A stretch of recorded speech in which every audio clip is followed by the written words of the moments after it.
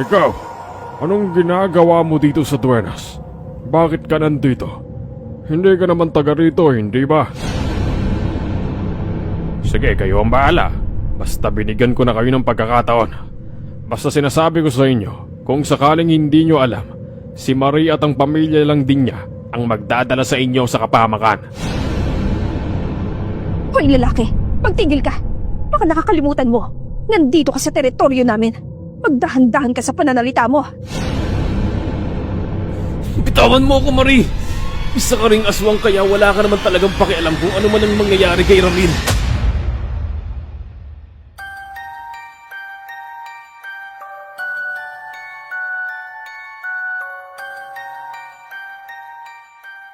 Ako si Jeffrey. 25 anyos, tubong Iloilo. Kami ng pinsan kong si Ramil ay matagal nang nagpaplano na pumunta ng Maynila. Pakiramdam ko kasi, may stuck lang kami sa probinsya. Gusto rin namin na umunlad kami kahit papano. Madagdagan ng kaalaman at mga experience sa buhay na maaari naming magamit sa hinaharap. Ginagawa namin ang lahat para makaipon. Nang sa ganon, ay makaluwas na kami ng Maynila. Kahit na pang-scam sa kapwa ay pinapasok na namin. Makumpleto lang ang pera na kakailanganin namin. Hanggang sa dumating na kami sa huling operasyon namin. Huling biktima namin sa pang-scam. Ang hindi namin alam, iyon na rin palang simula ng pagbabago sa aming buhay. At ako si Jeffrey. At ito ang aking kwento.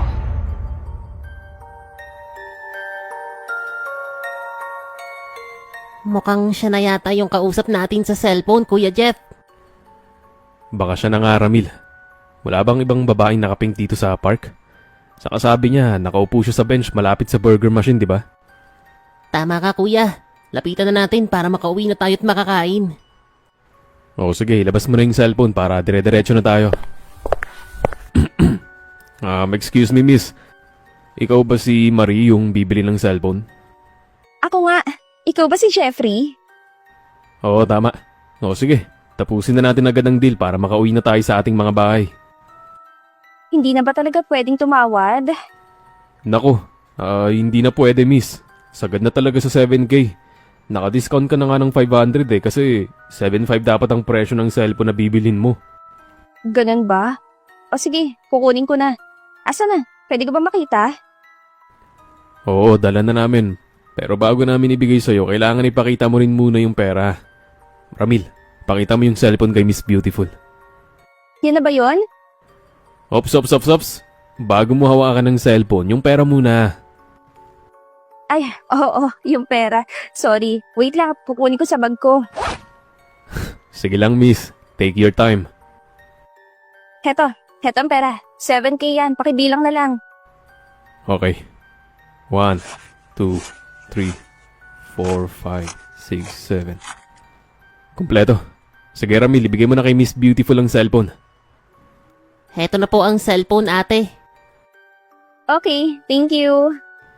Thank you rin, miss. It's nice doing business with you. Teka, paano?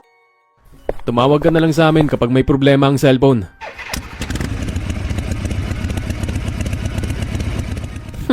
Yun ay kung makontak niya pa tayo, Kuya Jeff. Success na naman, Ramil. Nakalusot na naman yung China phone natin na halagang 1.5 lang naman mula sa supplier natin. Makakapunta na tayo sa Maynila, Kuya Jeff. Yes, Ramil. Maynila is waving na. Teka, Ramil. Kumain na muna tayo sa mga inasal. Marami-rami rin naman ang nadali natin ngayon. Mabuti pa nga, Kuya. Nagugutom na rin talaga ako. Ihanda mo yung dyan mo, ha? Only rice ang o-orderin natin. Kumain nga muna kami ni Ramil sa mga inasal. Hindi namin tinigilan ng Andy Rice hanggat hindi sumusuko ang mga tiyan namin. Inabot kami ng halos 1 oras sa loob. Dahil pagkatapos kumain, ay nagpahinga muna kami at nagpatunaw ng pagkain. Ilang sandali pa'y lumabas na kami at muling sumakay sa motor. Nagpasya kaming umuwi na sa bahay para makapagsimula na sa paghahanda para sa pagluwas namin ng Maynila. Nasa boundary na kami patungo sa barangay namin nung may napansin kaming babae na tila ba nakahandusay sa kakahuyan malapit sa kalsada. Huh? Ba't mo itinigil ang motor, kuya? Teka, titingnan ko lang kung buhay pa. Nako, wag na kuya. Baka masamang tao yan. Huwag kang bumaba ng motor, kuya. Hindi mo ba nakikita babae siya? Kawawa naman. Baka pinagsamantalahan siya o hinold up. Bahala ka nga, kuya. Kasalanan mo kapag napahamak tayo rito. Luluwas tayo ng Maynila, remember? Saglit lang tayo. Titingnan lang natin kung buhay pa ang babae. Tapos picturean natin at ipost sa Facebook para puntaan siya rito ng mga pulis. Ay, ang kulit mo talaga, kuya. Halika rito, Ramil. Tingnan mo to. Yan yung babaeng nakausap natin sa park kanina. Yung iniskam natin, Kuya Jeff. Ano nangyari sa kanya? Mukhang na-hold up siya. Nagkalat ang laman ng bag niya eh. Tsaka mukhang yung cellphone na binili natin sa kanya ang pinuntirya ng hold-upper. Kung sino man ang nang-hold up sa kanya, siguradong sasakit lang ang ulo. Peke naman yun eh. Tulungan natin siya, Ramil. Ano namang magagawa natin, kuya? Halangan namang ibalik pa natin sa kanya ang pera. Paano naman tayo? Hindi na naman matutuloy ang pagpunta natin sa Maynila. Hindi naman natin ibabalik ang pera sa kanya, Ramil. Tutulungan lang natin siya. Ano ka ba? Nakakakonsensya naman kung iiwan lang natin siya ng basta-basta rito habang walang malay. Marunong ka pa rin palang makonsensya, kuya. Loko ka talaga, scammer nga tayo pero kahit kailan hindi pumasok sa isip ko na manakit ng pisikal o kaya pumatay. Saka tignan mo, may sugat siya sa labi. Mukhang sinuntok siya, kaya nawalan ng malay. O sige, kuya. Picturean mo na at ipost mo nang makita na ng mga pulis o kaya ng pamilya niya. Siguradong pupunta agad siya rito para tulungan. Hindi, Ramil. Dadali natin siya sa bahay para magamot ang sugat niya. Kapag nagising na siya, ihahatid ko na lang siya kung saan man siya nakatira. Hindi maganda kung iiwan na lang natin siya rito ng ganyan ang kalagayan niya. Ano? Dadalhin natin siya sa bahay? Nababaliw ka na ba, kuya? Kakaskam lang natin sa kanya kanina tapos ngayon isasama mo sa bahay natin? Paano kung mabisto niya tayo? Magligpit na lang tayo pagka uwi natin. Wala pa naman siyang malay kaya hindi naman niya makikita ang mga items na ibinibenta natin. Ang weird mo talaga, kuya. O baka naman, nakukursunadahan mong babaeng yan. Pinagnanasaan mo siya kaya gusto mong iuwi sa bahay, no? Loko-loko. Tulungan mo na nga lang ako na maisakay siya sa motor kaysa magreklamo ka riyan. Ikaw rin mag-aalalay sa kanya kapag nagmamanayaw na ako. Okay, support na lang ako. Dinala nga namin ang babae sa bahay kung saan kami nakatira. Habang wala itong malay, ginamot ko ang sugat nito sa labi. Pinunasan ko rin ang mga kamay at paa nito na nabalot na ng alikabok at kaunting putik. Umabot pa ng halos 10 minuto bago ito nagising at bumangon. Ano nangyari? Nasaan ako? Nandito ka sa bahay namin, miss. Habang pauwi kami kanina, nakita ka namin sa gilid ng daanan. Sa may crossing. Wala kang malay at nagkalat din ang mga gamit mo. Na-hold up ka po ba, ate? May sugat ka rin sa labi. Parang sinunto ka yata. Kaya ka nawalan ng malay. Teka, ano nga ba nangyari sa akin? Wala ka bang natatandaan, miss? Sandali. Parang may nang hold up nga sa akin. Kinuha nila yung cellphone. Nasa tabi mo yung bag mo, ate. Tignan mo na lang kung ano yung mga nawawala mong gamit. Nawawala nga yung bagong bili ko na cellphone. Teka, parang kayo yung nagbenta ng cellphone sa akin ah. Kami nga yun, miss. Sayang, ate. Ang mahal pa naman. Ay, sayang nga. Pero wala naman ako magagawa. Mabuti na yun kaysa patayin nila ako, di ba? Tama ka dyan, miss. Marina lang ang itawag mo sa akin. Ikaw, Jeffrey ang pangalan mo, di ba? Tama ka po, ate. At ako naman si Ramil. Magpinsan po kami. Paano ka na ngayon? Pati yata pera mo, tinangay na din ng mga hold-upper. Ay, oo nga eh. Gusto mo ba, ibalik na lang namin sa'yo yung kalahati ng pera? Anong sinasabi mo, kuya? Bakit mo ibabalik sa kanyang kalahati? Kailangan din natin ng pera para makapunta tayo ng Maynila. Huwag na, Jeffrey. Binili ko na yun sa inyo. Pangit naman kung ibabalik mo pang kalahati ng pera porket na hold up ako. Sigurado ka ba na okay lang sa'yo? Okay lang talaga, Jeffrey. Salamat na lang sa kabutihan ng iyong puso. Ganito na lang. Ihahatid na lang kita sa inyo kung okay ka na, tsaka kung kaya mo ng sarili mo. Sige, gano'n na lang. Tara na. Sigurado ka, okay ka na ba? Okay naman na ako. Magpapatingin na lang ulit ako sa inay ko. Magagamot din kasi siya na gumagamit ng herbal. O sige, kung ganun, tara na. Ikaw na muna bahala rito sa bahay, Ramil. Opo, Kuya Jeff. Balik ka agad ah. Pinasakay ko nga si Marie sa motor ko para mahatid ko na siya sa kanilang bahay. Pagdating sa boundary, papasok sa kabilang bayan kung saan siya nakatira. Hiniling niya sa akin na itigil ko ng motor dahil doon na raw siya bababa. Pero nang tinanong ko kung malapit na ang bahay nila, medyo malayo pa naman daw. Kaya nagpumilit ako na idiretso ko na siya hanggang sa bahay nila.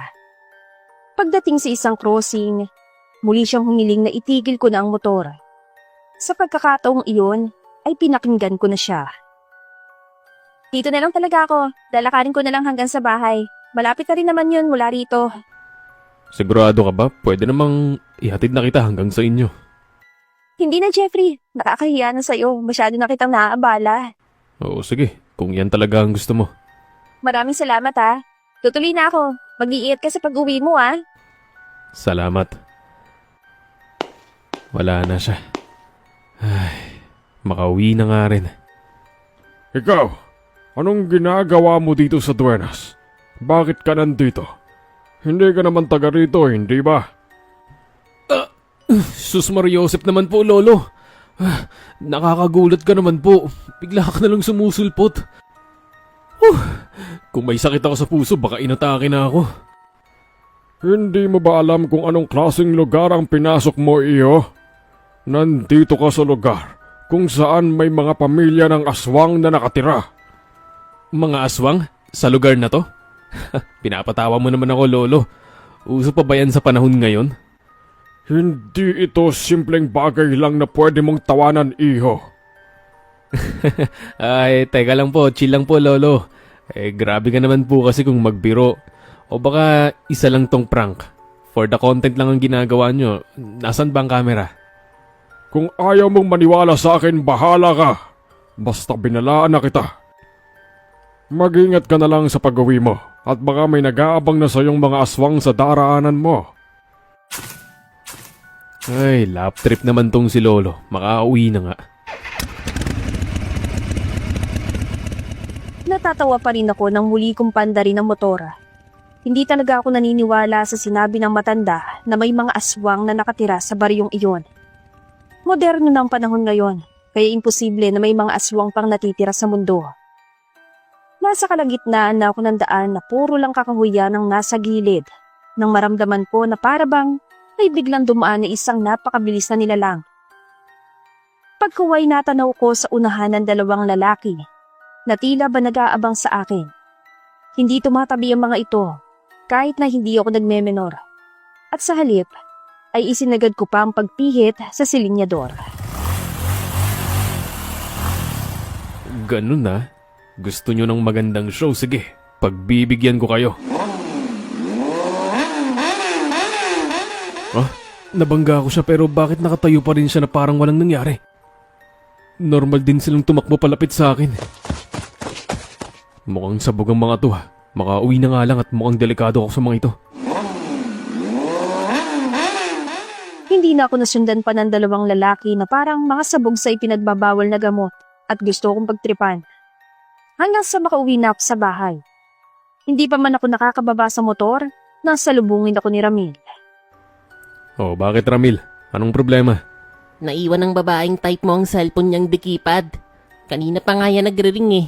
Hindi ko sinasagot kasi ano naman ang sasabihin ko. Nako, baka importante, kawawa naman. Ay nako, ayan ka na naman kuya. Nilalamon ka na naman ng sarili mong konsensya. Kapag nagpatuloy ka sa ganyan mo, sigurado. Goodbye Maynila na tayo niyan. Ay nako Ramil, wala ka talagang konsensya, no? Hindi ka man lang naawa kay Marie. Iniscam natin ng 7K, na hold up, hinimatay, tapos naiwan pa ritong cellphone niya. Kahit dikipad yan, malaki pa rin ang papel niyan sa buhay niya. Ay nako talaga Kuya Jeffrey. So, ano na naman ang iniisip mong gawin? Tara, samahan mo ko. Sasauli natin sa kanyang cellphone na yan. Baka may mga importante siyang contacts dyan. Anong sabi mo, Kuya Jeff? Pupuntahan natin yung babaeng iniskam natin para lang ibigay yung lumang cellphone na yan? Huwag ka na magreklamo dyan. Hindi naman tayo matatagalan kasi sa Duenas lang siya nakatira. Saka gusto ko ring bumalik doon. May mga vlogger doon na pinagtitripan ako eh. Nagsama pa talaga sila ng lolo at tinakot ako na may aswang daw doon. Akala naman nila mapaprank nila ako. Tapos nung umuwi na ako, may dalawa pang lalaki na humarang sa akin. Akala nila hindi ko sila sasagasaan. Naku, Kuya. Baka nga aswang talaga sila. Pati ba naman ikaw, Ramil, naniniwala sa mga aswang-aswang na yan? Walang masama kung maniniwala tayo sa mga sinaunang kwento ng mga ninuno natin. Paano kung totoo pala? E di patay tayo. Ay nako, kakapanood mo yan ng mga horror movies eh. Halika na nga rito, sumakay ka na sa motor para maisauli na natin yung cellphone. Oo na, Kuya. Sasakay na. Ay, kung inaamin mo na lang kasi na kursunada mo yung babae, kaya gustong gusto mong bumalik doon.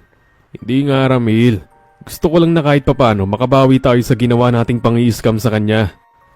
Ay naku, Kuya, kahit ano pang gawin mo, hindi na niyan mabubura pa yung ginawa nating pang-i-scam sa kanya na 7,000 pesos. Sige na, paandarin mo na. Nakasakay na ako. Oh, kumapit kang mabuti, Ramil. Mabilis ko ng pinandar ang motorsiklo. Hapon na rin kasi. Hindi kami pwedeng abutan ng gabi sa daan at medyo mahina ng ilaw ng aking motor. Isa pa, kailangan pa naming magtanong-tanong kung saan ang eksaktong tirahan ni Marie. Hanggang sa makarating na kami sa lugar kung saan ko ibinaba si Marie.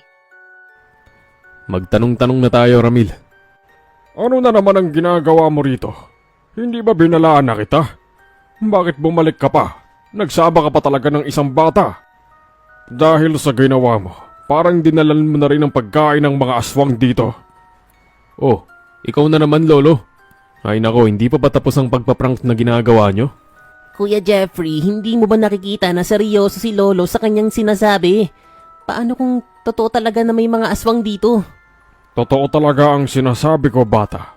Binalaan ko na yung kuya mo, pero matigas ang ulo. Tingnan lang natin kung saan kayo dadalhin ng katigasan ng ulo nyo. Ay, si Lolo talaga. Ang mabuti pa ho, ituro mo na lang sa amin ang bahay ng babaeng sakay ko kanina. Yung babaeng hanggang leeg ang buhok at katamtaman lang ang tangkad.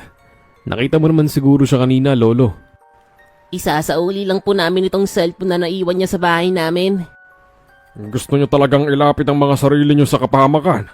Hindi nyo ba alam na ang babaeng hinahanap nyo ay isang aswang? Isa siya sa miyembro ng may pinakamalaking pamilya ng aswang dito sa lugar na to.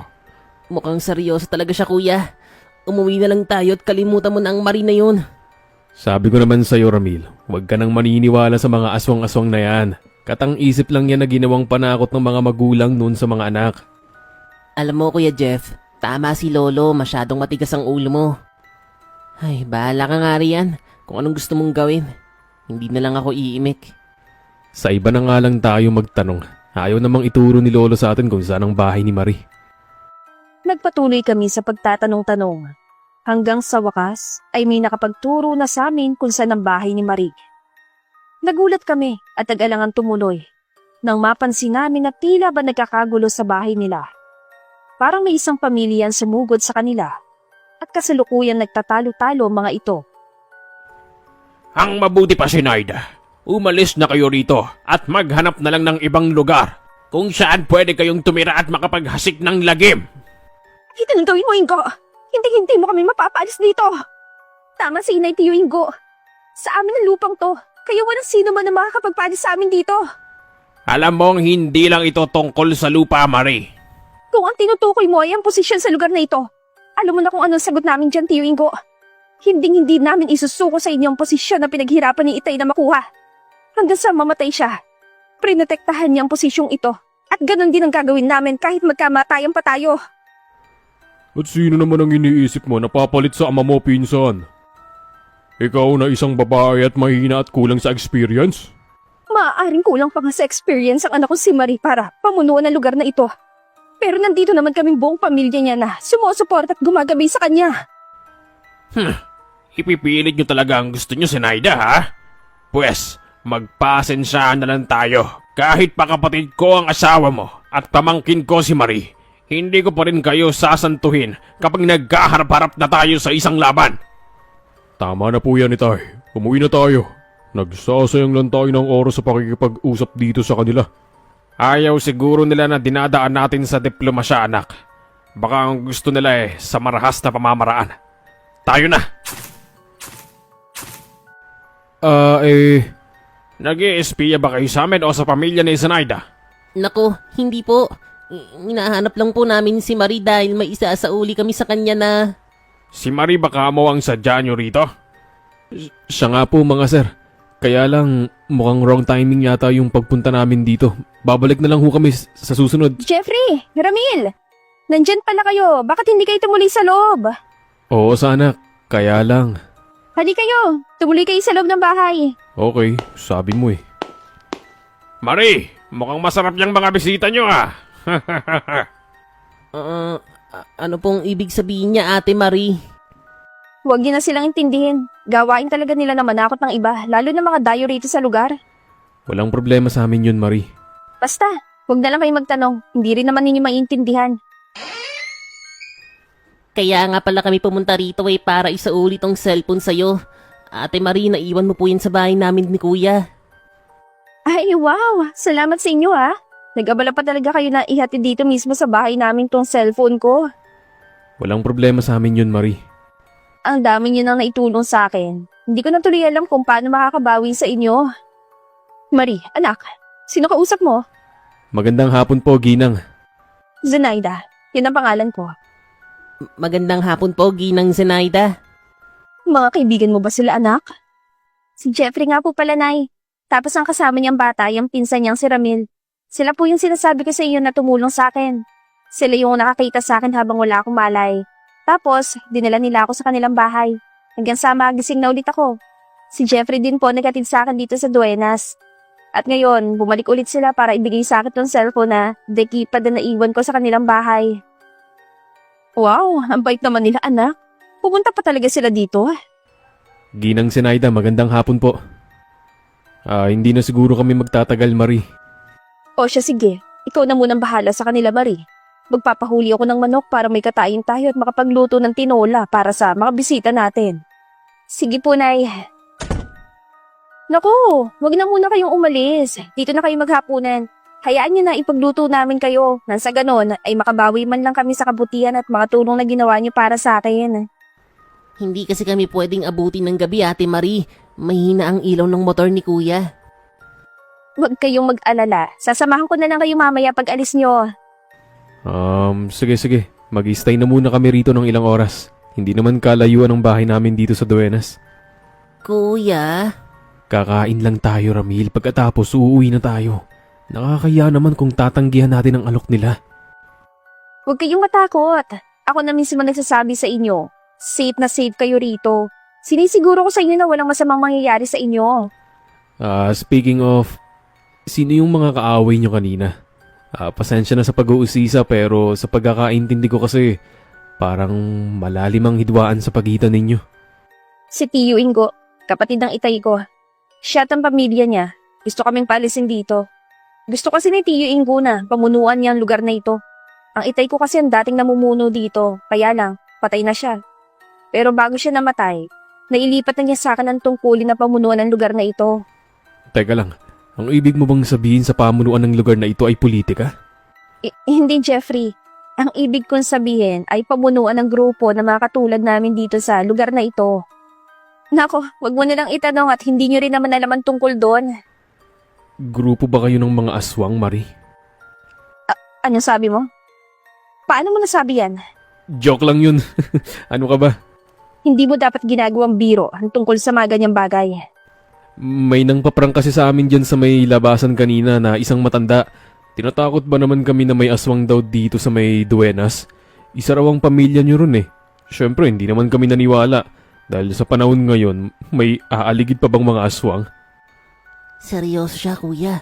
Baka totoo talaga na may aswang dito. Sino matandang sinasabi nyo? Hindi ko alam eh, ewan ko. Di ko naman tinanong ang pangalan eh. Basta ang itsura niya, Puti ang lahat ng buhok tapos mahaba ang balbas. May stainless na tungkod. Ang matandang si Emong. Kilala mo yung vlogger na matandang yun, Marie? Oo, kilala ko siya. Tinatawag siya ng mga taga rito na Lolo Emong. Basta, huwag niyo na lang intindihan kung ano man ang naririnig niya sa mga tao rito. At paalala ko pala sa inyo, huwag muna kayong lalabas ng bahay namin hanggat hindi niyo ako kasama o kahit sino sa pamilya namin.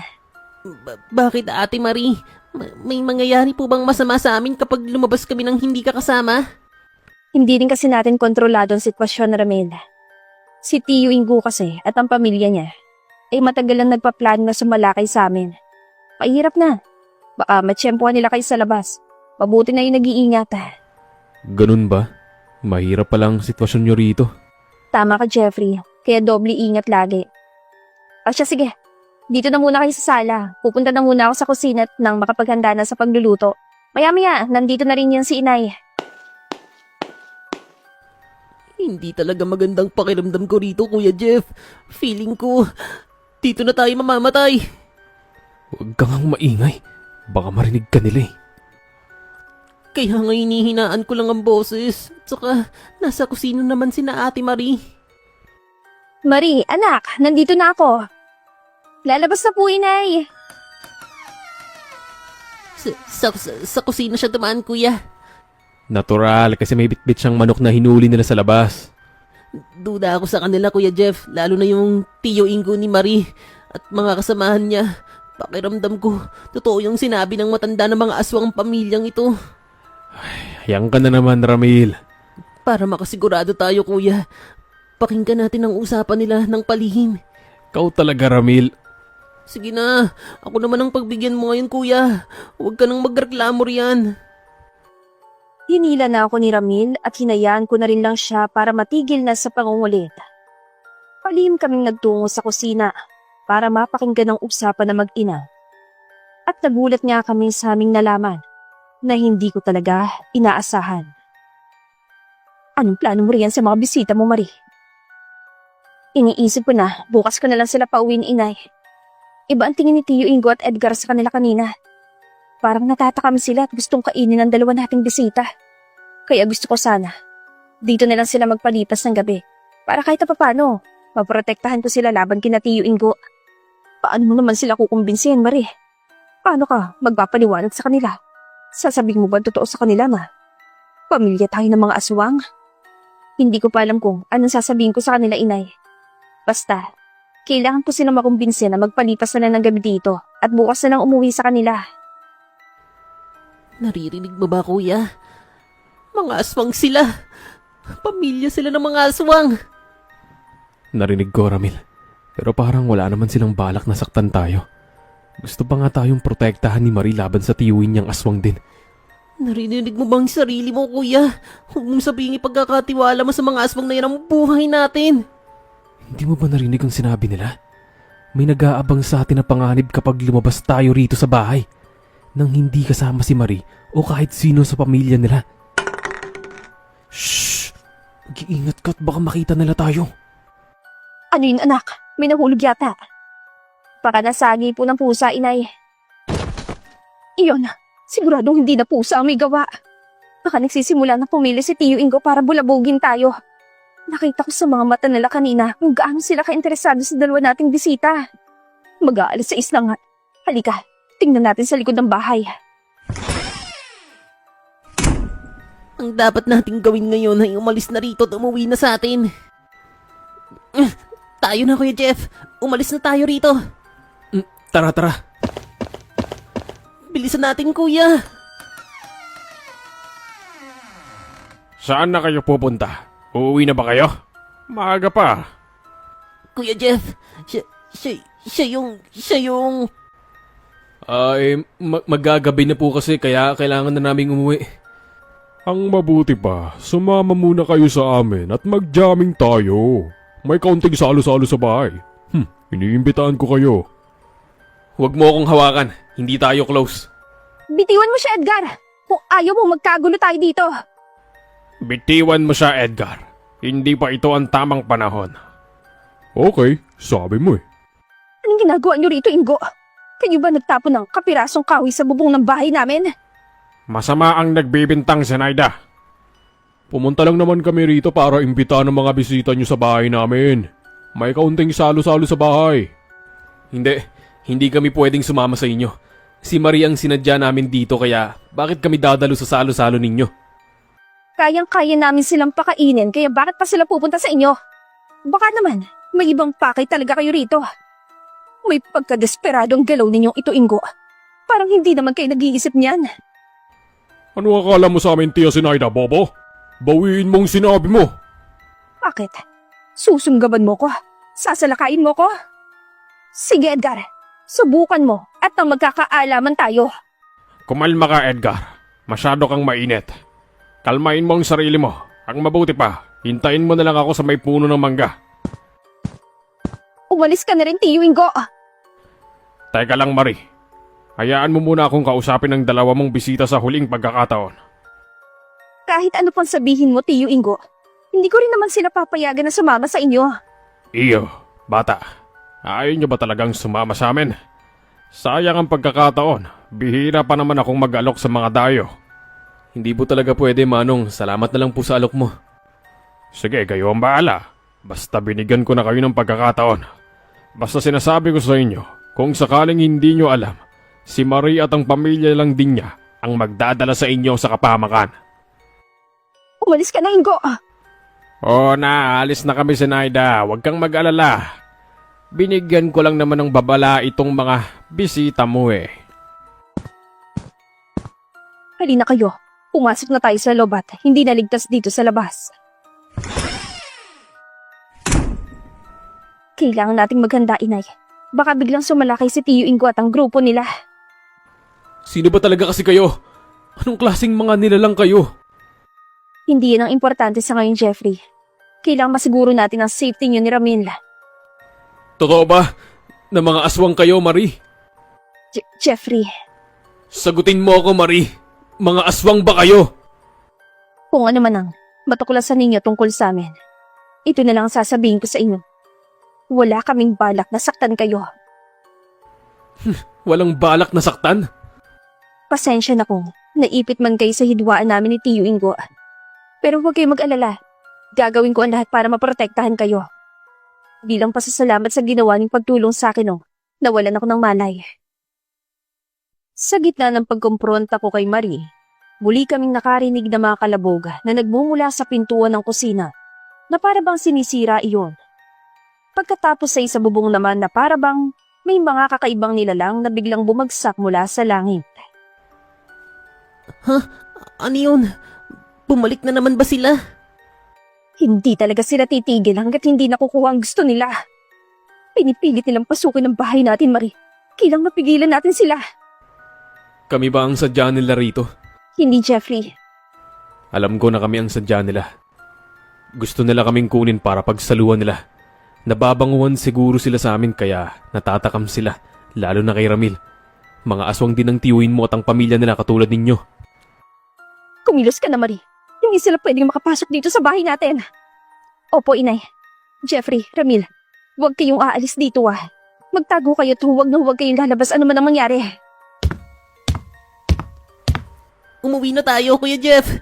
Baka rito pa tayong mamatay kapag hindi tayo umalis. Dali na! Hindi, Ramil. Hindi tayo aalis. Narinig mo naman siguro yung sinabi ni Marie. Gusto na ba bang pagpiestahan tayo ng grupo ng tiyuhin niya na aswang? Mga aswang din naman sila, Ate Marie. Kaya hindi rin natin sigurado kung safe tayo rito. At least alam natin na hindi nila tayo basta-basta gagalawin dahil may utang na loob sa atin si Marie. So anong gagawin natin, Kuya? Magtatago lang tayo rito. Hanggang kailan naman? Kapag napatay na nila ang isa't isa? Hindi, Ramil. Hindi tayo magtatago lang dito habang nagpapatayan sila. Tutulungan natin si Marie at ang pamilya niya. What? Kuya, makikipagpatayan ka rin sa mga aswang na nasa labas? Yun ang mabisang paraan para masiguro natin ang ating kaligtasan. Ikaw, maiwan ka na lang dito. Magtago ka at huwag na huwag kang lalabas kahit anong mangyari. Teka, Kuya! Diyan ka lang, Ramil. Nagdesisyon nga akong lumabas para tumulong kay Marie at sa ina nito. Nalabanan ng grupo ng tiyuhin nito. Binitbit ko ang matalas na itak na nakita ko sa kusina. at buong tapang na humarap sa mga aswang na nagkakakursunada sa amin ni Ramil. Marami sila, Marie. Mukhang pinaghandaan ni Ingo ang pagsalakay nilang ito sa atin. Hihingi rin ako ng tulong sa buong angkan natin. Sige po, Nay. Nasaan na ang mga kalaban? Anong ginagawa mo rito? Bakit lumabas ka? Hindi ba sabi ko, huwag kayong lalabas kahit anong mangyari? Tutulong ako sa inyo. Sasama ako sa pakikipaglaban sa grupo ng tiyuhin mo. Hindi nga, Jeffrey. Hindi mo naiintindihan. Alam ko na mga aswang kayo. Narinig namin ni Ramil kanina yung usapan ninyo ng inay mo. Narinig niyo? Kailangang matalo natin ang grupo ng tiyuhin mo. Sa ganung paraan lang din naman masisiguro ang kaligtasan namin ni Ramil. Base sa mga obserbasyon at mga nalaman ko, lumalabas na hindi safe kapag umuwi kami dahil may nag-aabang sa amin na banta ng kapahamakan. Ihahatid ko nilang kay bukas. Kapag sa araw kasi, hindi gaanong kumikilos sa mga aswang. Hindi, Marie. Nakapag-desisyon na ako. Tutulong ako sa inyo. Haharapin natin ang grupo ng tiyuhin mo at bababagsakin natin sila. Nasaan si Ramil?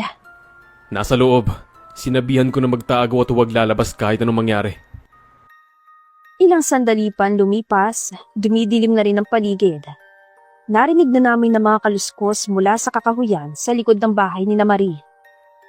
Nagsisimula ng kumilos sa mga kalabang aswang, hanggang sa may sumalakay sa amin na 2 lalaki. Agad kong iwinasiwas ang hawak kong itak at mukhang tinamaan ko sa braso ang kalaban. Samantalang si Marie ay biglang lumaki ang boses at nagmistula siyang aso na umaalulong. Humaba rin ang mga kuko niya sa kamay at iyon ang ipinangkalmot niya sa mga kalaban. Nagbuno ang 2 aswang hanggang sa masugatan ng malala ang kalaban ni Marie at tumakbo na lang ito palayo. Kumusta, anak? Nasabihan ko ng ilan sa mga kapamilya natin. Susunod na sila dito. May 2 na kaming nakasagupa, inay. Nabigyan namin ni Jeffrey. Hayon, tumakbo rin. Bakit nandito siya sa labas? Tutulong daw sila sa atin, inay. Lalaban din siya kay Tiyo Ingo. Nasaan yung bata? Nasa loob po ng bahay nagtatago. Nandito na mga kamag-anak natin, Marie. Pero bakit parang natahimik na? Umatras na ba mga kalaban? Baka naghihintay ng magandang tiempo. Alam nila na hindi sila mananalo kapag nakipagsabayan sila sa atin. Hindi, Marie. Hindi ko na sila nararamdaman. Umatras na yata sila. Natakot na siguro. Pagkuway may narinig kaming ingay mula sa pintuan sa harapan ng bahay na para bang may nagpumilit na pumasok. Hanggang sa marinig na lang namin na sumisigaw si Ramin. Kuya Jeffrey! Tulong! Ramil! Kinuha nila ang bata! Sundan natin sila. Baka kung anong gawin nila kay Ramil. Kailangang mabawi ko si Ramil sa kanila. Mabilis silang kumilos. Nakapasok sila sa loob ng hindi natin napapansin. At mabilis nilang nailayo ang bata. Naisahan nila tayo. Nag-ipon-ipon tayo rito sa likod. Yung pala, ay patibong lang nila iyon para makuha ang bata sa atin. Ano ba? Tutunga nga lang ba kayo? Hindi ba kayo gagawa ng paraan para mabawi sa kanila si Ramil? Huminahon ka, Jeffrey. Hindi tayo pwedeng magpadalos-dalos ah. Kung ayaw niyong kumilos, ako na lang ang gagawa ng paraan. Sandali, Jeffrey. Masyadong delikado kung susugod ka na mag-isa sa kanila. Wala kang laban sa kanila. Maari kang mamatay. Eh, ayaw niyo naman akong tulungan. Kaya ako na lang mag-isa ang gagawa ng paraan para mabawi ang pinsan ko. Sandali nga, Jeffrey. Makinig ka muna sa akin. Bitawan mo ako, Marie. Isa ka ring aswang kaya wala ka naman talagang pakialam kung ano man ang mangyayari kay Ramil. Hoy, lalaki. Magtigil ka. Baka nakakalimutan mo. Nandito ka sa teritoryo namin. Magdahan-dahan ka sa pananalita mo. Pagpasensyahan mo na lang po siya, Nay. Kung ayaw mong mamatay ang pinsan mo sa mga kamay ni Ingo, makinig ka sa amin. At huwag kang kikilos ng bara-bara lang. Naiintindihan ko nararamdaman mo, Jeffrey. Tutulungan ka naming makuha ang pinsan mo. Pero sana makinig ka sa amin. Matagal nang hiduaan namin ni Tiyo Ingo. Matagal nang naglalaban ng mga pamilya namin. Kaya kabisado ko na halos sa mga galawan nila. Anong gagawin natin? Hindi gagalawin ni Tiyo Ingo ang pinsan mo, Jeffrey. Gagamitin niya muna ang bata laban sa amin. Malamang, napansin niya na pinapahalaga namin kayo bilang mga bisita namin. So paano? Hihintayin pa ba natin na mainip ang tiyuhin mo at paslangin si Ramil? Gagawa tayo ng plano. Kagaya ng ginawa nila. Papasukin din natin ang bahay nila ng pasikreto at kukunin si Ramil nang hindi nila namamalayan. Sasama ako. O sige, tayong dalawang kikilos. Magpapakita ka sa kanila. Kunwari, ililigtas mo si Ramil nang ikaw lang mag-isa. Kukunin mo ang atensyon nila para makapasok ako sa loob at makuha si Ramil. Sila inay naman ang backup natin. Inilatag nga ni Marie ang plano kung saan pupwesto ang bawat isa sa amin at ang pasunod-sunod na gagawin. Iyon ang sinunod namin at sa tingin ko ay effective naman. Hanggang sa makarating na ako sa bahay na mga kalabang aswa at kunwaring kumikilos na mag-isa. Pakawalan niyo ang pinsan ko. Easy ka lang, tol. Hindi namin sasaktan ng pinsan mo. Mayroon lang naman kaming maliit na bagay na kailangan sa inyo. Kaya sana makipagtulungan kayo sa amin. Sandali lang naman to eh. Gusto lang naming palabasin ng mag-ina sa lungga nila. Edgar! Nandito na po siya, Itay. Sige, Edgar. Mag-isa lang siyang pumunta rito, Itay. Mukhang umaayon sa atin ang mga plano. Kunin mo ang kasama niyang bata sa loob. Maganda na rin kayo at gagamitin na natin sila para mapalabas ang mag-ina. Hindi sila mananalo sa atin kapag dito sila nakipaglaban sa teritoryo natin. Tama ka riyan, Itay. Sige, at kukunin ko ng bata. Hoy lalaki, sigurado ka ba talagang mag-isa ka lang na pumunta rito? Hindi ka ba humingi ng tulong kay Marie? Bakit ako hihingi ng tulong sa aswang din na si Marie? Pare-pareho lang naman kayong mga aswang. Kagaya nyo, kapahamakan lang din ang hatid nila sa amin. Ibig sabihin, alam nyo na rin na aswang si Marie at ang buong pamilya niya. Paano niya ba sinabi sa'yo? Emosyonal ba? May kasama bang luwa yung pagtatapat na ginawa niya sa'yo? Wala ka nang pakialam doon, tanda. Ipinagtapat na rin ba sa'yo ni Marie na kunwari lang yung pagkaka-hold up sa kanya noon sa crossing? Anong pinagsasabi mo dyan? Palabas lang nila yon. Gawa-gawa lang para makuha ang atensyon mo at mapalapit siya sa'yo. May gusto kasi sa'yo ang aswang na yon. Ano? Hindi ka makapaniwala, no? Itay! Itay! Napasok tayo ni Marie! Nakuha niya ang bata! Ano? Habulin nyo! Huwag niyong hayaang makatakas! Tatakbo na rin sana ako matapos kong malaman na nakuha na ni Marie si Ramil. Pero nahuli naman agad ako ni Ingo. Sakto namang nakalapit ka sa amin ang ina ni Marie na si Aling Zenaida. Kasama ang grupo nito at agad na binigwasan ng kalabang na aswang. Nakawala ako mula sa pagkakahawak ni Ingo at agad ko rin itong binigyan ng malakas na suntok dahilan para bumagsak ito sa lupa. Kasabay noon ay ang paglapit naman sa amin ng ibang kagrupo ni Ingo. Tumakbo ka na! Huwag ka na mag-aksay ng oras! Ako nang bahala rito. Gagawin ko ang lahat para mapigilan sila. Para hindi sila makasunod sa inyo. Maraming salamat kung ganon, Aling Zenaida. Dali-dali na nga akong tumakbo palayo at sinundan ang direksyon kung saan ko nakita sina Marie at Ramil. Habang si Aling Zenaida ay patuloy pa rin sa pakikipagbuno kay Ingo. At ang mga kasama naman niya ay ganun din ang ginagawa laban sa mga kaaway. Psst! Jeffrey! Marie! Ramil! Salamat at nakasunod ka kagad sa amin, kuya. Okay ka lang ba, Ramil? May ginawa ba silang masama sa'yo? Ha? Wala pa naman, kuya, pero sabi sa akin nung mayabang na lalaki, hinihintay lang daw nila na dumating si Marie at Aling Zenaida. Tapos kakainin na raw nila ako at pagsasalusaluhan. Gago talaga ang mga yon. Kailangan na nating magpatuloy sa pagtakbo. Sasamahan ko kayo na makalabas sa baryong ito. Nang sa ganun, ay makauwi na kayo sa inyo. Yung anak ni Ingo na humahabol sa inyo, nasa na?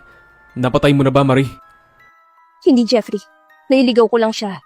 Pero hindi magtatagal. Matutuntun din niya tayo. Maging ang mga kasama niya dahil sa lakas ng pang-amoy nila. Labanan na lang natin sila, Marie. Lipulin na lang natin silang lahat para matapos na rin ang problema nyo. Kung ganun nga lang sanang kadali, matagal na namin ginawa. Mahirap kalaban si Tio Ingo, Jeffrey. Matatalo lang ang grupo nila kapag nagsama-sama rin ang grupo namin. Kung ganon, bilisan na natin. Habang wala pa sila, kailangang makalis na agad tayo rito. Yun nga ang sinasabi ko eh. Halika na, Kuya Jeff. Bilisan na natin.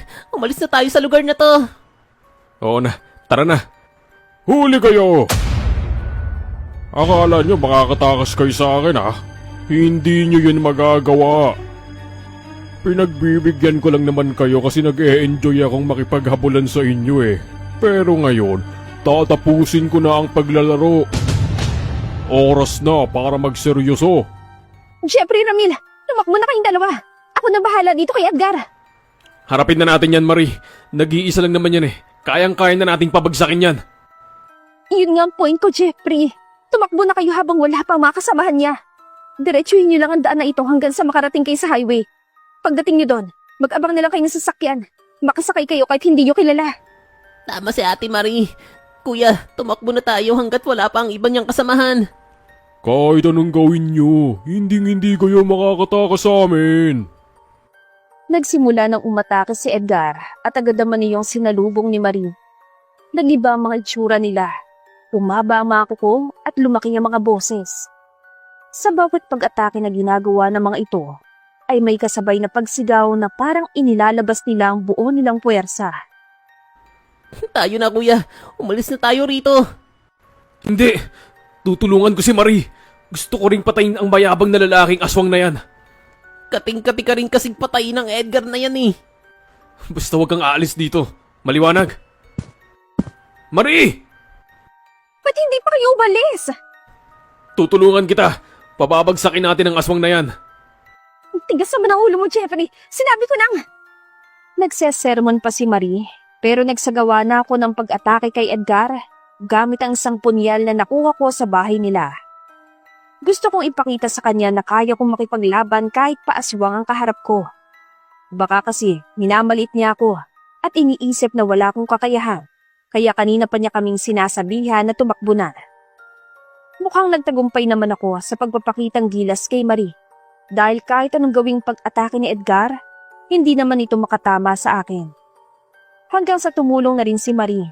Nag-team up kaming dalawa hanggang sa mapabagsak na namin na lalaki. At nakatulog pa nga ito na makatanggap ng pinagsabay na solidong atake mula sa aming dalawa ni Marie. Halika na, Jeffrey. Tumakbo na tayo habang tulog pa siya. Teka, bakit hindi pa natin siya tapusin? Makakapaminsala pa yan kapag nagising. Mas mahalaga na makalayo na agad tayo rito bago pa man dumating ang mga kasama niya. Ate Marie, ilayin na natin si kuya. Halika na rito, Jeffrey. Oo na, sige na. Bitawan mo na ako, Marie. Naaamoy ko na sila. Papalapit na sila sa atin kaya bilisan pa natin. Marie! Hindi kayo makakatakas sa amin!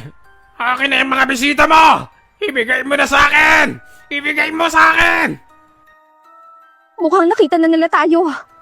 Lintik na yan. Kapag naabutan nila tayo, wala na tayong choice kundi ang lumaban. Hanggat may pagkakataon pang umiwas, iiwas na lang tayo. Hindi niyo pwedeng isugal ang buhay niya sa pakikipaglaban sa grupo ni Tio Ingo. Maabutan ko na kayo, Marie! Mga walang iya kayo! Magsisisi kayo! At pinahirapan niyo pa ako! Nagpatuloy kami sa pagtakbo. Binilisan pa namin lalo. Pero parang may kapangyarihan ng tiyuhin ni Marie. Dahil ilang sandali pa, napunta na ito sa harapan namin. Dahilan para mapatigil kami sa pagtakbo. Ilang sandali pa'y dumating na rin ang iba pa nitong kagrupo at nagsimulang humanay sa likod ni Ingo. Sakto rin naman dumating na ang grupo ng pamilya ni Marie na pinapangunahan ni Aling Zenaida. Humanay na rin ang mga ito sa likod namin. At si Aling Zenaida ay tumabi sa anak na si Marie. Mukhang ngayon na magaganap ang madugong laban sa pagitan ng mga pamilya natin. Hindi na natin ito maiiwasan, inay. Nakatadhana na itong mangyari. Tama kayo, Zenaida. Ngayon na nga magaganap ang madugong laban sa pagitan natin. Ngayon na kayo mamamatay na mag-ina sa mga kamay ko. Jeffrey, Ramila, dito lang kayo sa tabi ko. Kapag nagsimula ng laban, huwag na huwag kayong lalayo sa akin. Poprotektahan ko kayo. Gagawin ko ang lahat para hindi kayo masaktan ni Tio Ingo. Dadaan muna siya sa bangkay ko bago niya kayo makuha. Tutulong ako sa pakikipaglaban, Marie. Ikaw, Ramil, huwag ka masyadong malikot. Manatili ka lang sa likod namin ni Maria. Ano pa ba ang hinihintay natin dito? Magtititigan lang ba tayo? Ang mabuti pa, simulan na natin ang laban para matapos na ang away natin ito. Mga kasama, Sugurin nyo na sila! Nagsimula ng grupo ni Ingo sa pag-atake sa amin. At tama nga. Madugo naging labanan sa pagitan ng dalawang pamilya ng mga aswang. Mas marami ang grupo ni Ingo, pero mas magaling makipaglaban ang grupo ni Marie. Kaya naman mas marami ang nalalaga sa mga kalaban. Si Ingo ay nakapokus lang sa amin ni Marie. Kami talaga ang puntirya nito. Takam na siguro sa amin ni Ramil. Dapat kasi synchronize ang galaw natin, Marie. Synchronize? Ano yun? Basta, dapat sabay tayong gagalaw para malito siya. O sige, aatake ako sa harap. Sa likod ka naman. Bibilang ako ng 3. 1, 2, 3, atake! Sali rin ako! Tanggapin mo itong matulis na itak na hawak ko! Kahit magsama-sama pa kayo, hindi kayo...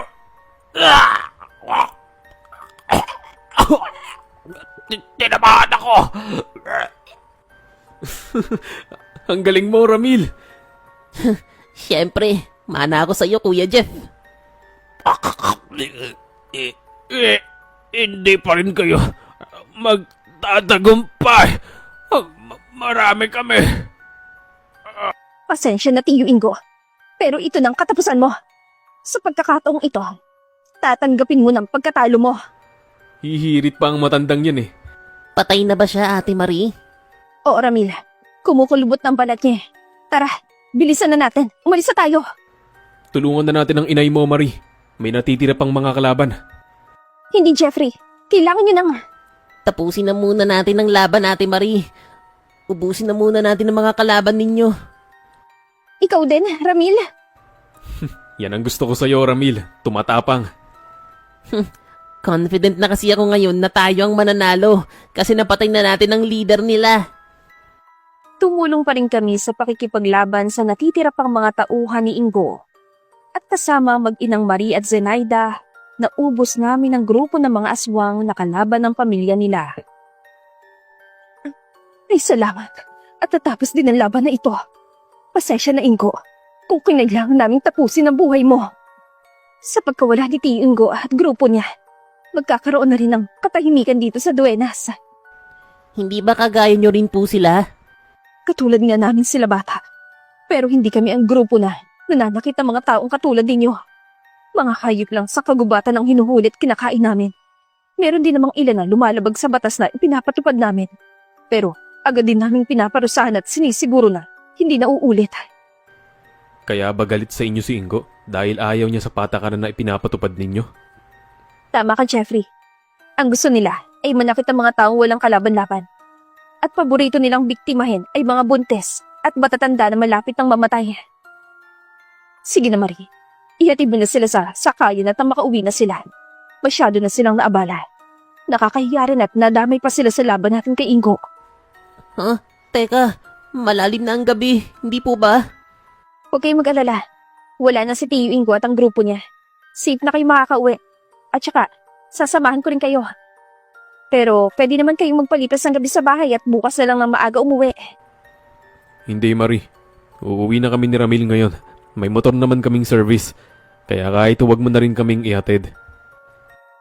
Sigurado ba kayo? Tayo na, Marie. Kailangan na nating umalis dito. Opo, inay. Sandali, Marie. Pwede ba kitang makausap muna? Bakit? May itatanong lang ako. Sige, anak. Mauna na kami sa inyo. Pero, sumunod agad kayo, ha? Sumama ka na muna sa kanila, Ramil. Hintayin mo na lang ako sa... Naku, alam ko na yan, kuya. Sige, hintayin na lang kita sa bahay nila. Malayo na sila, oh. Magsalita ka na.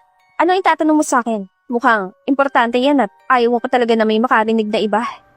May sinabi sa akin si Ingo. Yung nangyari sa'yo roon sa crossing nung natagpuan ka namin na walang malay at parang hinold up. Gawa-gawa mo lang daw yun para makuha ang atensyon ko. Totoo ba yun? Ah, yun ba? Bakit mo ginawa yun? Sorry, Jeffrey.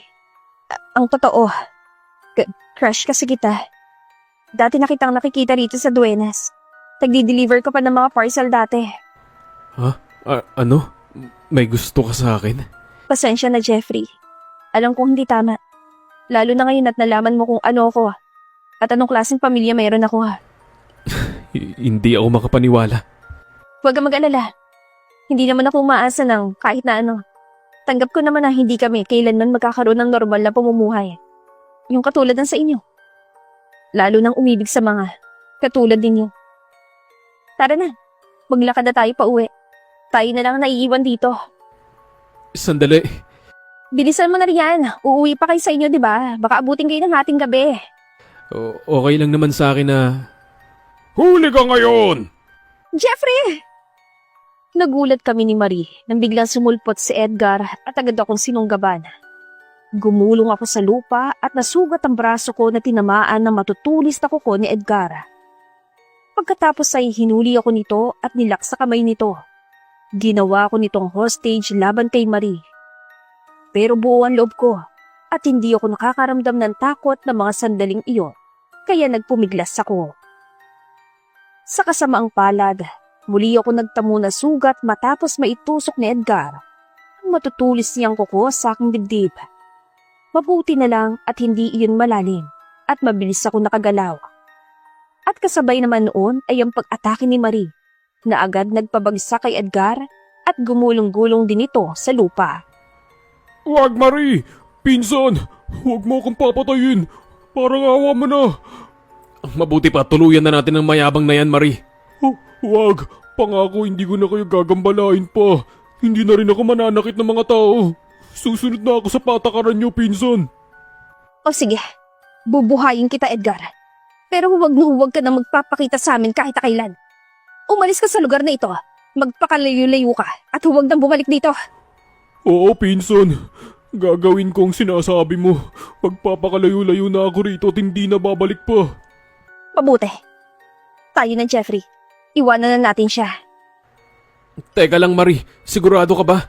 Nagtitiwala ka sa mayabang na yan? Hindi sa nagtitiwala ako sa kanya, Jeffrey. Gusto ko lang siyang bigyan ng isa pang pagkakataon dahil humihingi siya. Hindi ko rin siya kayang patayin dahil wala naman siyang kalaban-laban. At isa pa, kahit na papano, kadugo ko pa rin siya. Tara na. Etong bagay sa'yo, Marie. Utu-utu ka.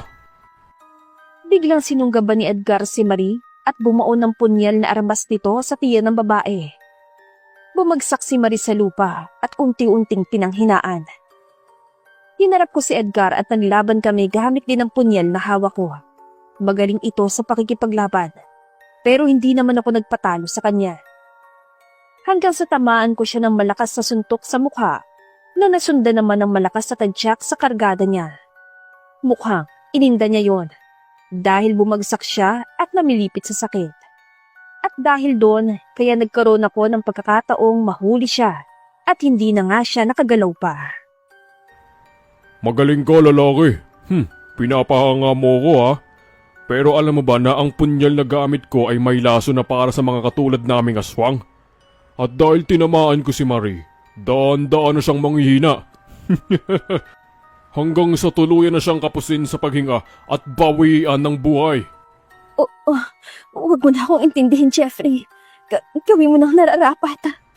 Anong gagawin mo ngayon, lalaki? Di papatayin ka, tapos ililigtas si Marie. Wala ka lang magagawa. Hindi mo siya maililigtas pa. Huli na ang lahat. Hindi pa, gago! Masyado kang madaldal. Hetong sayo!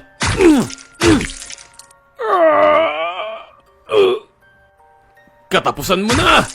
Heto pa! At heto pa! Pang finishing!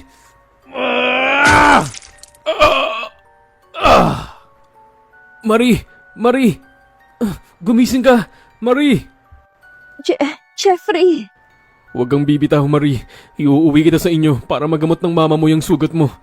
Huwag na. Huwag na, Jeffrey. Hindi rin naman ako abot pa. Hindi, Marie. Aabot ka pa. Basta huwag mo munang ipikit ang mga mata mo. Huwag ka matutulog, ha? Aling Sinaida! Aling Sinaida! Maraming salamat sa iyo, Jeffrey. Huwag ka munang magsalita riyan, Marie. Kapit ka lang at malapit na tayo sa bahay nyo. Aling Sinaida!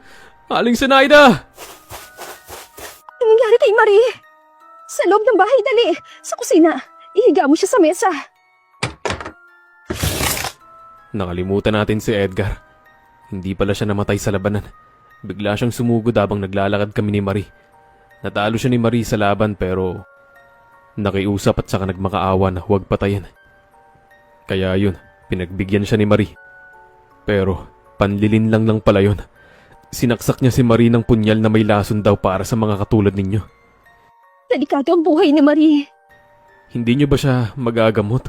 Wala ba kayong gamot na para sa mga ganyang lason? Meron naman, pero walang kasiguraduhan na gagaling siya. Sana hindi pa kumakalat ang lason sa katawan niya.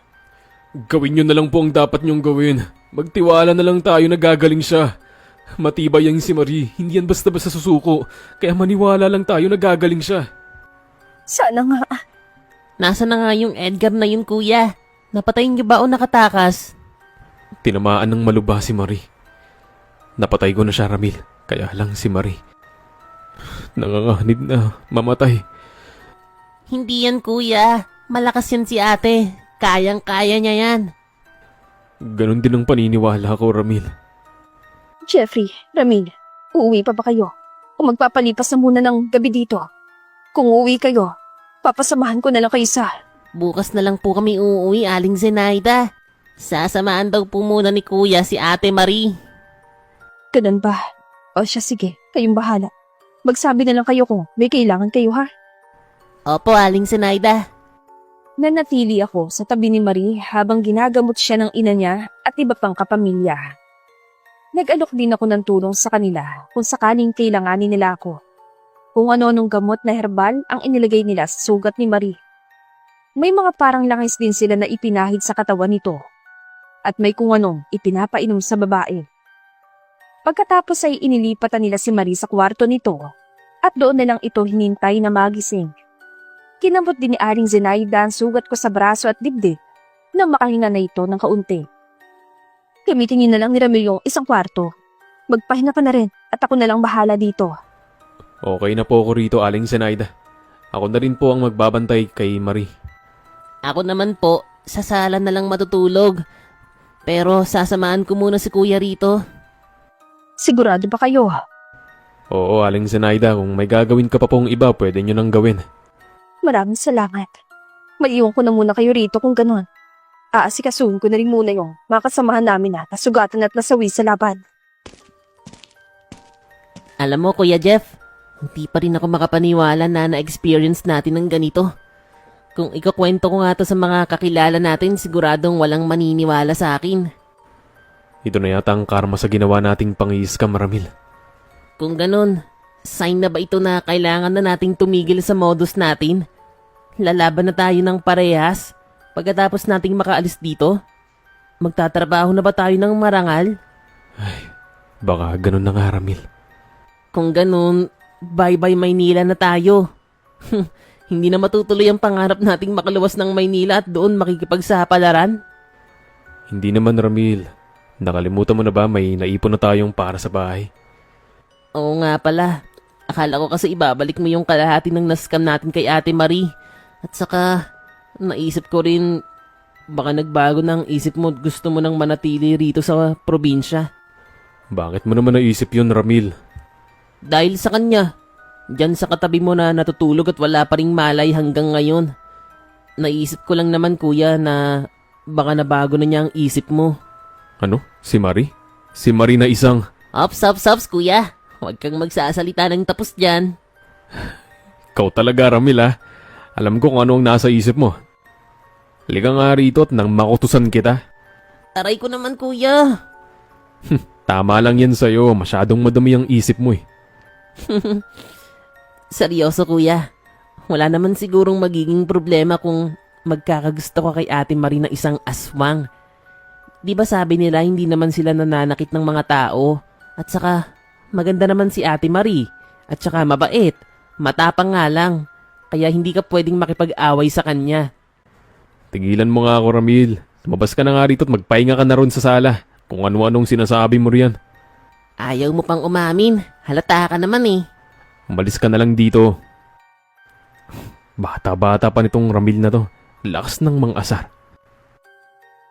Sinamahan ko si Marie sa kwarto niya at hindi ako umalis hanggat hindi siya nagigising. Hindi ko na malaya ng oras hanggang sa napaidlip din ako. Mag-uumaga na nang magising ako at bahagya pa ako nagulat nang mapansin ko na nakamulat na ang mga mata ni Marie habang nakahawak siya sa isa kong kamay. Agad din namang binawi iyon at halata sa kanyang ekspresyon na nahiya siya sa kanyang ginawa. Sorry. Gising ka na pala. Pasensya na, napaidlip ako. Kanina ka pa ba nagising? Hindi naman. Nagigising pa lang din ako. Nasaan si Inay? Nandun. Inaasikaso niya ang mga kasama niyo na nasugatan at nasawi sa laban. Nagpresenta rin ako na magbantay sa'yo para kahit papano ay makabawi ako sa ginawa mong pagprotekta sa amin ni Ramil. Kami nga dapat magpasalamat sa'yo kasi tinulungan mo kami sa pakikipaglaban kay Tio Ingo, kay Edgar, at sa buong grupo nila. Nakakahangan tapang nataglay mo. Kung ibang tao yon, siguradong tumakbo na. Gusto ko lang din namang masiguro ang kaligtasan namin ni Ramil. Teka, okay ka na ba? Wala ka na bang nararamdamang kakaiba?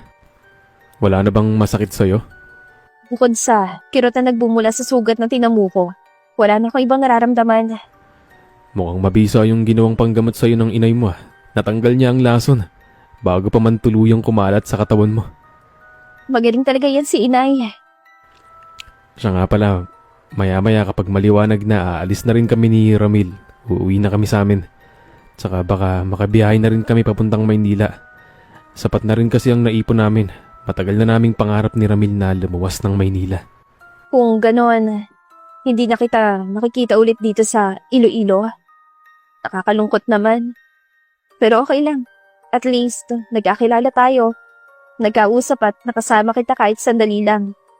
Sapat na sa akin yan. Masaya na ako doon. Pwede namang... Hindi na ako maghahangad ng higit pa doon. Nang sumikat ng araw, naganda na kami ni Ramil sa pag-alis. Nag-alok pa si Aring Zenaida na sasamahan kami, pero tumanggi ako. Bago kami umalis ni Ramil, nagtungo ulit ako sa kwarto ni Marie para magpaalam sa kanya.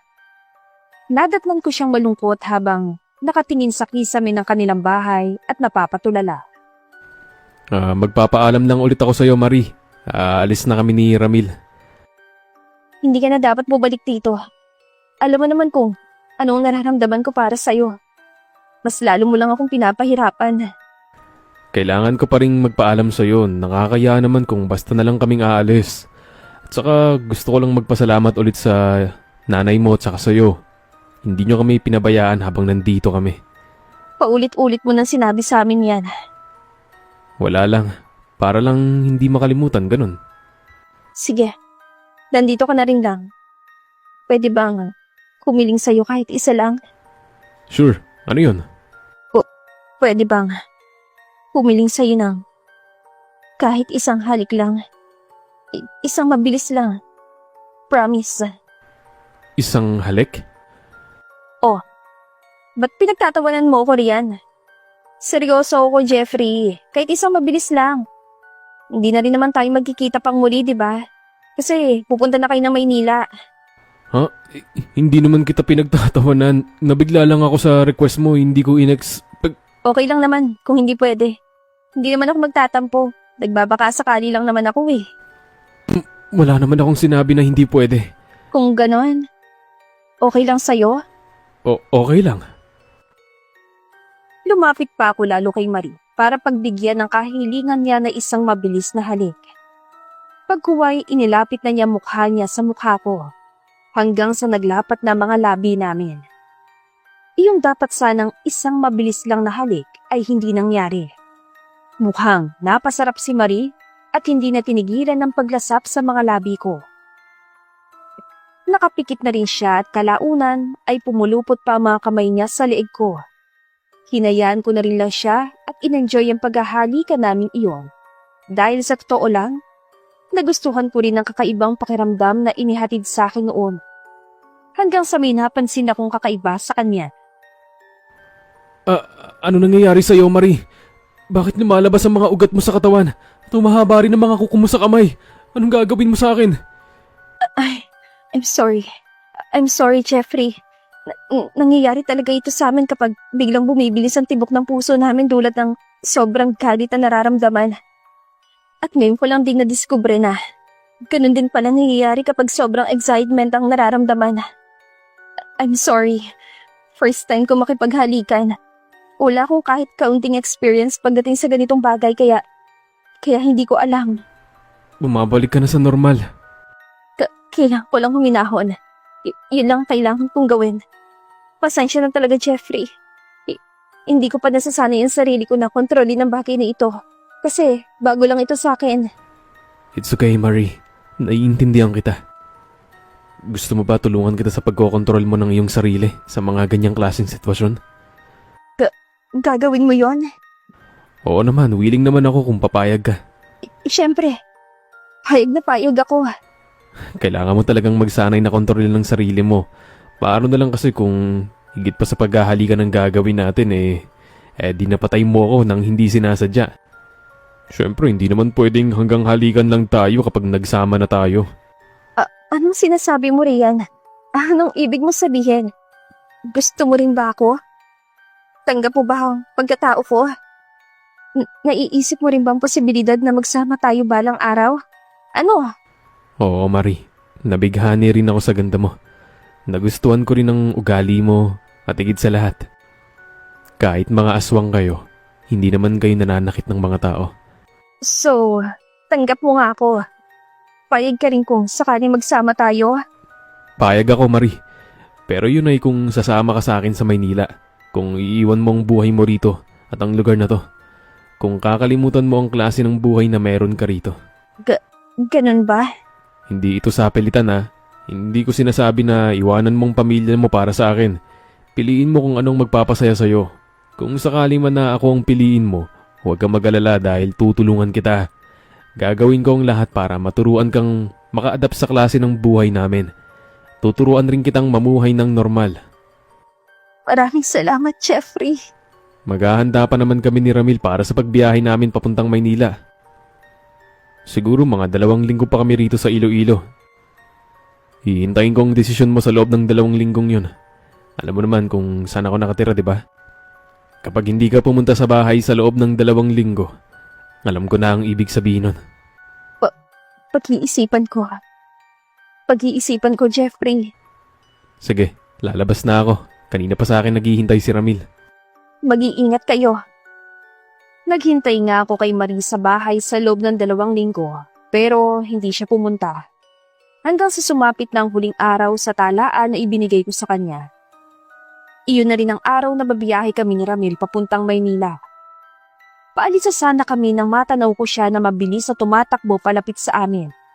May dala siyang traveling bag. Nagdesisyon si Marie na sumama sa amin sa Maynila. Iniwan niya ang pamilya niya sa Iloilo at ang klase ng buhay niya roon.